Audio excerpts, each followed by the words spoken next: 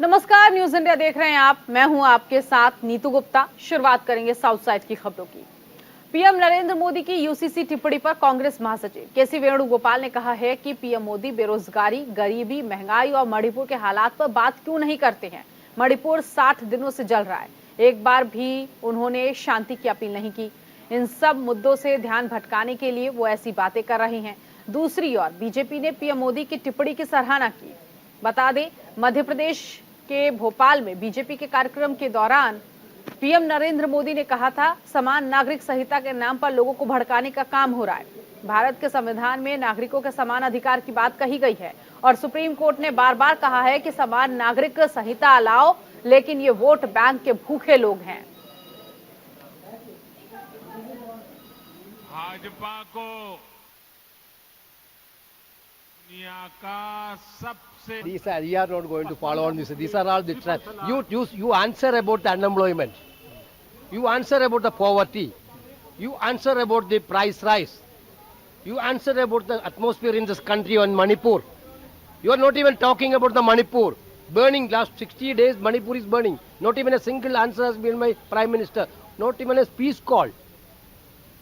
Therefore, distracting all these issues, you are telling about some other things. We are not going to fall in that. Of course, that is why he said specifically that the Constitution stipulates that, and the courts have been, in a way, asking that this should be done. प्रधानमंत्री नरेंद्र मोदी ने भोपाल में BJP की ओर से आयोजित मेरा booth सबसे मजबूत कार्यक्रम में समान नागरिक संहिता यानी यूसीसी के मुद्दे पर विपक्ष पर हमला किया तो भारत की राजनीति गर्मा गई।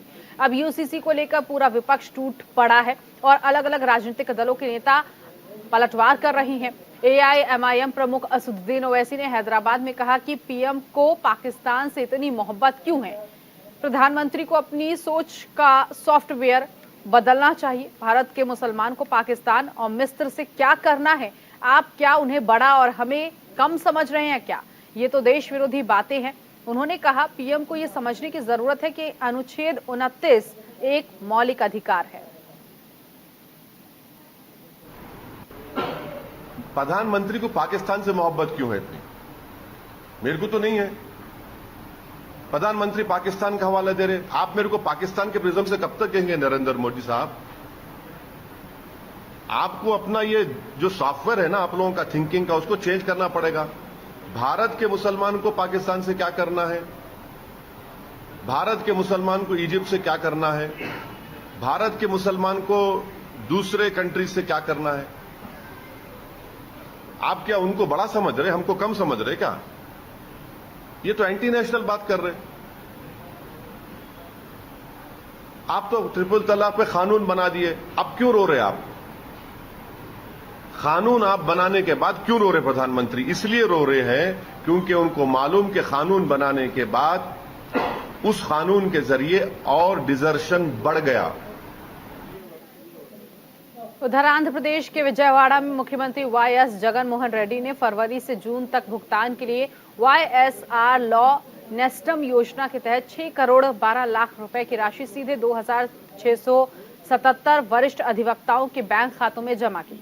इस योजना के तहत राज्य भर में प्रत्येक लाभार्थी को 5 महीने के लिए 25,000 रुपए मिलेंगे। बता दें, जगन सरकार हर लाभार्थी को सालाना 60,000 रुपए जमा करके 3 साल के लिए 1,80,000 रुपए का वजीफा प्रदान कर रही है। इस योजना के तहत सरकार ने 4 सालों में 5,781 अद्वितीय लाभार्थियों को 41 करोड़ 52 लाख रुपए की वित्तीय सहायता वितरित की है, जिसमें वर्तमान वित्तीय सहायता भी शामिल है।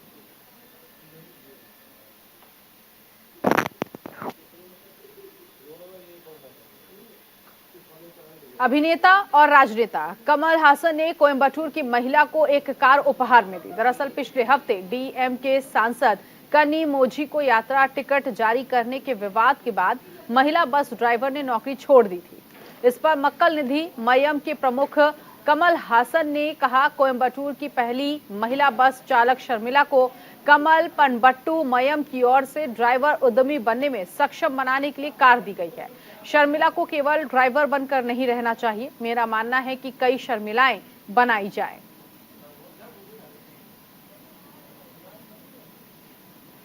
आगे बढ़ेंगे जहां तेलंगाना के मुख्यमंत्री के चंद्रशेखर राव ने मंगलवार को सोलापुर के पंढरपुर में श्री विठल रुक्मणी मंदिर में पूजा अर्चना की। बता दें, सीएम चंद्रशेखर राव महाराष्ट्र के 2 दिवसीय यात्रा पर है। केसीआर के नेतृत्व वाली भारत राष्ट्र समिति दूसरे राज्यों में भी अपना जनाधार बढ़ाने का इरादा रखती है।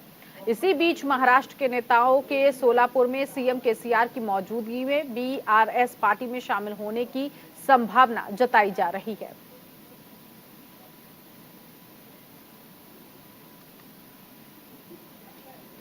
कर्नाटक में सरकार बनने के बाद मुख्यमंत्री सिद्धारमैया लगातार कई फैसले ले रहे हैं। साथ ही पिछली बीजेपी सरकार के लाए गए कई कानूनों को बदलने की तैयारी भी कर रहे हैं। इसी बीच सिद्धारमैया ने कई सालों से चली आ रही एक अंधविश्वास को तोड़ दिया। सीएम सिद्धारमैया ने सचिवालय के उस दरवाजे को खुलवा दिया जिसे पिछले 25 सालों से बंद रखा गया था, क्योंकि नेताओं का मानना था वास्तु दोष के तहत ये अशुभ है। दरअसल मुख्यमंत्री सिद्धारमैया कांग्रेस सरकार की फ्लैगशिप अन्न भाग्य योजना को लेकर वरिष्ठ अधिकारियों के साथ बैठक करने विधानसौधा पहुंचे थे। तभी उन्होंने दक्षिणी गेट देखा, इस पर लगे ताले को लेकर सवाल किया। अधिकारियों ने सीएम को बताया कि वास्तु दोष के कारण इसे पिछले 25 सालों से बंद रखा गया है। इसके तुरंत बाद सिद्धारमैया ने खुद खड़े होकर न सिर्फ गेट खुलवाया बल्कि उसी गेट से अपने कार्यालय में दाखिल हुए। इस दौरान तमाम अधिकारी भी सीएम के साथ मौजूद रहे।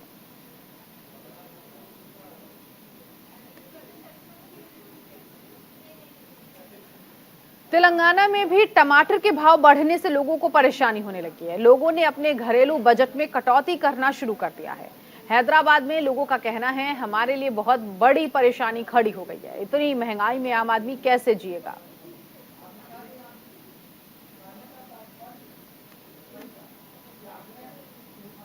मैं आखिर कैसा जीऊंगा।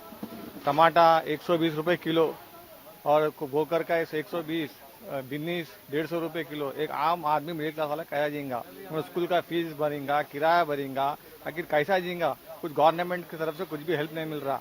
मिडिल क्लास वालों को वो दे रहे, ये दे रहे, बोले खाली कुछ भी नहीं है। एक मिडिल क्लास की जिंदगी और नीचे जाते ही जा रही। ऐसा कुछ हेल्प करे तो अच्छा रहता। गवर्नमेंट ये तरकारी के ऊपर कुछ लगा के अपने को सब्सिडी जैसा देते, इसको भी तरकारी को भी कम करे तो एक गरीब आदमी जी सकता आराम से। हम भी ज्यादा ला रहे, ज्यादा बेच रहे हैं। लोगों को मुश्किल हो रहा, खाना बहुत मुश्किल हो जाना। अभी ये देखो, टमाटर 100 रुपए किलो है, तुरई 80 रुपए किलो है, खीरा 50 रुपए किलो है, बैगन 80 रुपए किलो है, भिंडी 60 रुपए किलो है, गवार 120 रुपए किलो है, बिनीस 160 रुपए, खीरा ग्रीन वाला 100 रुपए किलो है और ये सेम 120 रुपए किलो है। इधर बड़ी छोड़ी में अच्छा मिलता सब्जी, मगर रेट ज्यादा रहता है। फिर भी सब्जी ज्यादा है रेट। तो अभी आप आम आदमी खाने के वास्ते मुश्किल है। ऐसो वाले खा ले रहे समझो, मगर आम का वास्ते मुश्किल है बस।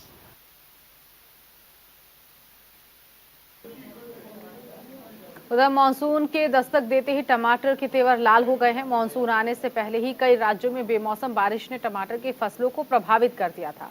इस कारण टमाटर अब किचन से गायब हो गए हैं। बेंगलुरु से लेकर दिल्ली तक टमाटर के दाम आसमान छू रहे हैं। बेंगलुरु में टमाटर फिलहाल 100 रुपए किलो तक पहुंच गया है। सब्जी विक्रेताओं का कहना है कि आने वाले कुछ दिनों में टमाटर के दाम और ज्यादा बढ़ सकते हैं। बता दें, टमाटर की कीमतों में रसोई का बजट भी गड़बड़ा गया है। थोक मार्केट में टमाटर 65 रुपए से 70 रुपए प्रति किलो के हिसाब से बेचा जा रहा है। वहीं रिटेल दुकानों पर टमाटर 100 रुपए किलो तक बेचा जा रहा है।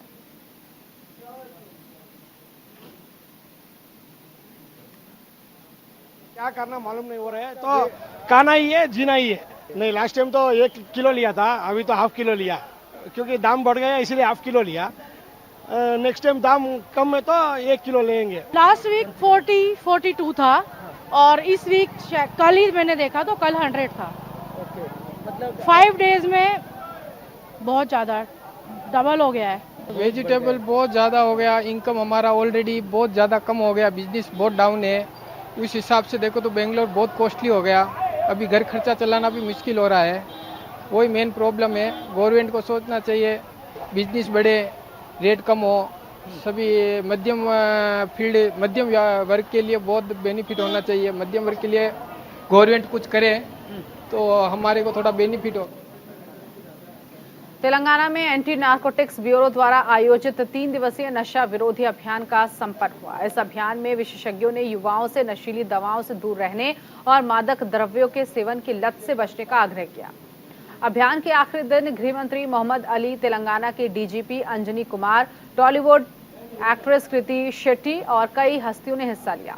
गृह मंत्री ने कहा, अपराध से निपटने और रोकथाम के लिए बड़े पैमाने पर प्रौद्योगिकी का उपयोग करने के मामले में तेलंगाना पुलिस देश में पहले स्थान पर है। मुख्यमंत्री के चंद्रशेखर राव ने राज्य में कानून व्यवस्था को प्राथमिकता दी है और तेलंगाना के गठन के बाद से पुलिस विभाग को सभी आवश्यक सुविधाएं और बजट प्रदान की है।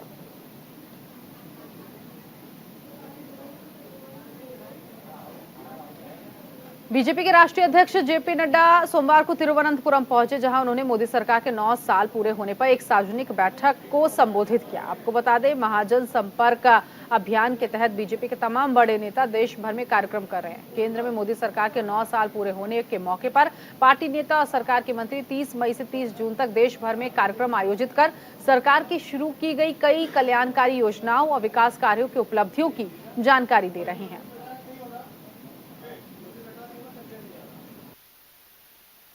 तो मैं तिरुवनंतपुरम की और केरल की पवित्र भूमि के धरती पुत्र को ये निवेदन करूंगा कि समय आ गया है जब हम ऐसे फोर्सेस को जो विचार से अलग हट करके शक्ति का प्रयोग करके विचार को कुंद और समाप्त करना चाहते हैं, उनको हमको आराम देना चाहिए।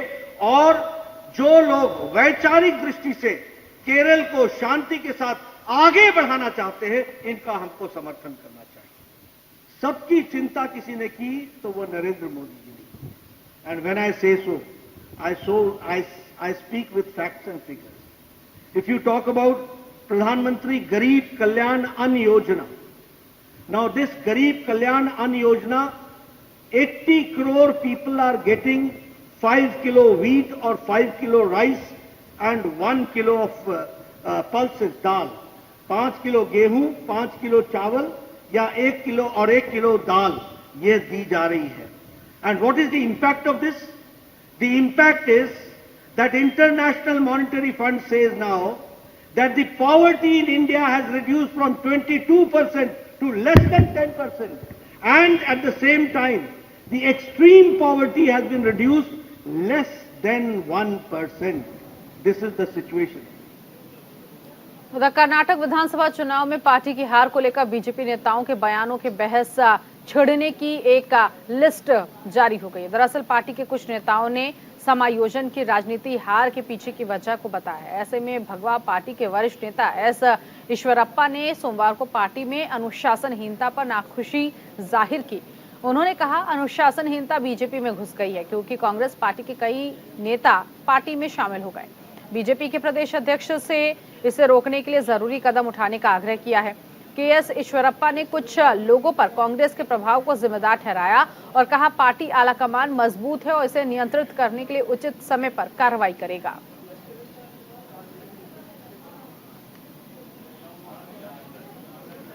मुस्लिम यूथ लीग के कार्यकर्ताओं ने केरल की कोझिकोड में आयकर कार्यालय के बाहर विरोध प्रदर्शन किया।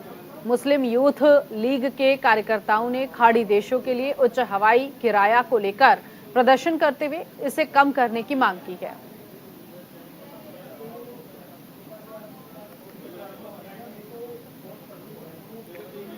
खबर कोयम्बटूर से है, जहां कुछ ही दिनों के बाद ईद उल अजहा आने वाली है। ईद उल अजहा का त्योहार मनाने की तैयारियां जोरों शोरों पर चल रही हैं। इसी को लेकर विश्व हिंदू परिषद के कार्यकर्ता सड़कों पर उतरे और ईद उल अजहा के दौरान सार्वजनिक स्थानों पर गाय और बकरी की हत्या पर प्रतिबंध लगाने की मांग की।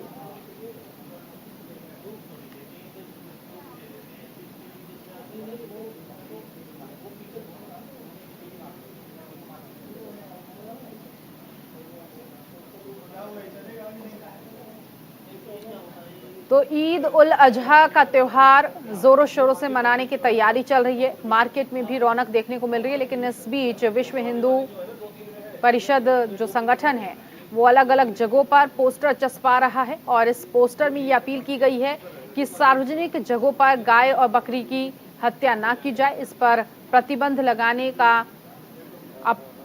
की अपील की गई है।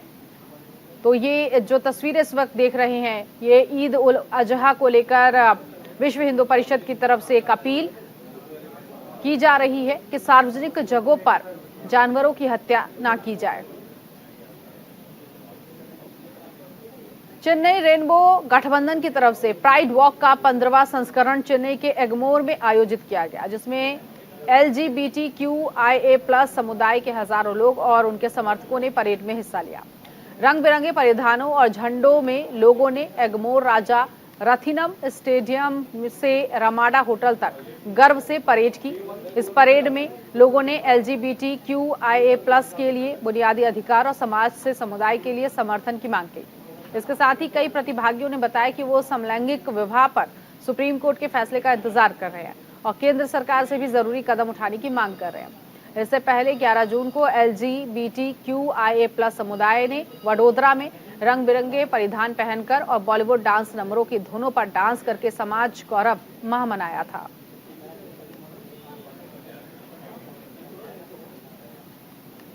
आंध्र प्रदेश के एलूरू पुलिस को बड़ी सफलता हाथ लगी है, जहां लिंगपालेम मंडल के मलेश्वरम में चिंथलापुड़ी पुलिस ने मिलावटी दूध निर्माताओं को रंगे हाथों पकड़ लिया। इस पर चिंथलापुड़ी पुलिस निरीक्षक मलेव सराव ने कहा, मदासू जयराजू नाम की व्यक्ति आसानी से पैसा कमाने के लिए खाना पकाने के तेल और दूध पाउडर को मिलाकर मिलावटी दूध का निर्माण कर रहा है।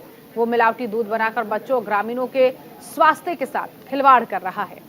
उन्होंने आगे कहा, मुखबिर द्वारा सूचना मिलने पर धर्मोजी गुड्डेम SI चेन्ना राव ने रंगे हाथ पकड़ लिया और स्थानीय लोग मिलावटी दूध निर्माताओं को पकड़ने में आगे आ रहे हैं और चिंतालपुड़ी CI मलेश्वर राव धर्मजी गुडेम SC चेन्ना राव की सराहना भी कर रहे हैं।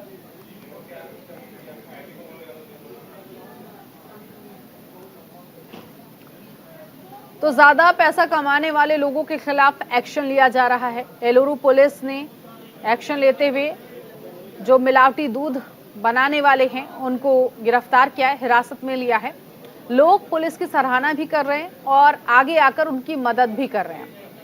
जहां से भी सूचना मिल रही है कि मिलावटी दूध बनाया जा रहा है, वहां खुद लोग पुलिस को इस पूरे मामले की सूचना दे रहे हैं।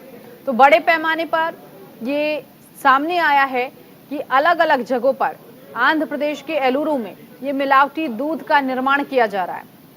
खाने के तेल से और दूध पाउडर से ये मिलावटी दूध तैयार किया जा रहा है और इसको बाजार में बेचा जा रहा है। ये सीधे सीधे लोगों के स्वास्थ्य से खिलवाड़ करने की कोशिश की जा रही है। इससे पहले पुलिस को मुखबिर की तरफ से सूचना मिली थी किस तरह के कार्य किए जा रहे हैं। जगहों अलग अलग जगहों पर छिपकर मिलावटी दूध को बनाया जा रहा है। ऐसे में पुलिस ने जब कार्रवाई की तो काफी बड़े स्तर पर ये सामने आया कि एलूरू में मिलावटी दूध का उत्पादन कर इसे बाजारों में बेचा जा रहा है और ऐसे गिरोह, ऐसे लोगों को पकड़ने में भी पुलिस ने सफलता हासिल की है। ये लोग ज्यादा पैसे कमाने के चक्कर में मिलावटी दूध का उत्पादन कर रहे हैं और इसे बेच रहे हैं और सीधे सीधे लोगों की जान के साथ खिलवाड़ कर रहे हैं।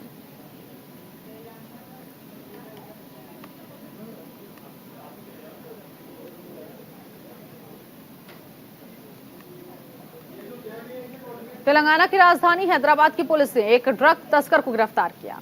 उसके पास से 210 किलोग्राम गांजा, एक कार और एक मोबाइल फोन भी जब्त किया है, जिसकी अनुमानित कीमत 60 लाख रुपए है। पुलिस के मुताबिक शमशाबाद क्षेत्र में विशेष अभियान दल के अधिकारियों ने विशेष सूचना के आधार पर मेडचल पुलिस ने ये कार्रवाई की। मेडचल चेक पोस्ट पर इन लोगों को पकड़ा। इस दौरान आरोपी अवैध रूप से गांजा अपने साथ ले जा रहा था।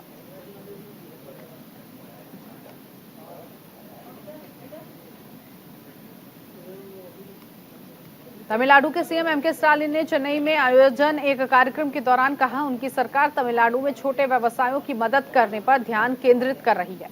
ये व्यवसाय राज्य की अर्थव्यवस्था के लिए बहुत महत्वपूर्ण है। इन व्यवसायों की मदद करने के लिए एक समूह को एक साथ रखा गया था। उनके लिए चीजों को बेहतर बनाने के लिए कुछ कदम पहले भी उठाए जा चुके हैं।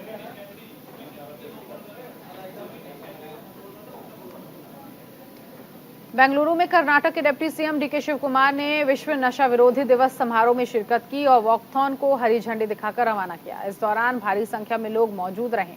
बता दें, विश्व नशा विरोधी दिवस नशीली दवाओं के दुरुपयोग और अवैध तस्करी के खिलाफ मनाया जाता है, जिसे हर साल 26 जून को आयोजित किया जाता रहा है।